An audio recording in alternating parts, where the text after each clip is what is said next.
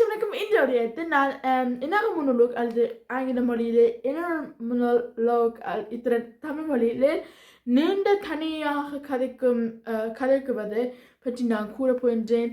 இதை கூடுதலாக நாங்களே யோசிக்கும் பொழுது அல்லது நாங்கள் என்ன நினைக்கும் பொழுது இது அப்படித்தான் அழைக்கப்படும். இது நாங்கள் இப்போ உள்ளது எங்களுடைய பாடசாலையிலே ஜெர்மன் பாடத்தை எங்களுக்கு அடுத்த கிளாஸஸுக்கு எங்களோட பரீட்சைக்கு இது தான் கேட்கப்படும். அப்போ ஒரு புத்தகத்தை வாசிக்கிறோம். அப்போ அந்த ஆள் எப்படி நினைக்கிறேன் தான் நாங்கள் கூட எழுதணும்.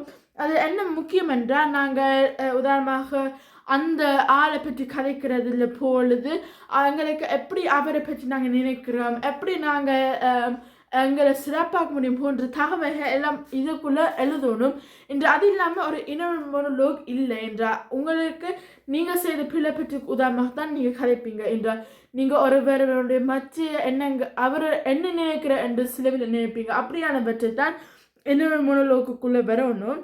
இதில் நீங்களும் கடைசியாக என்ன சொல்லணும் என்றால் ஓகே நான் இப்படி செய்ததான் அது சிறப்பாக இருக்கும் என்று அந்த இதுக்காக என்று அப்படியான யோசனை எல்லாம் இன்னொரு monologuக்குள்ளே வரணும். அதை இடம் கவனித்து அப்போ இங்கே பார்த்தீங்கன்னா இங்கேவும் நாங்கள் பாடசாலை படிக்கிற ஒரு செக் சிஸ்டம் இருக்கிறது.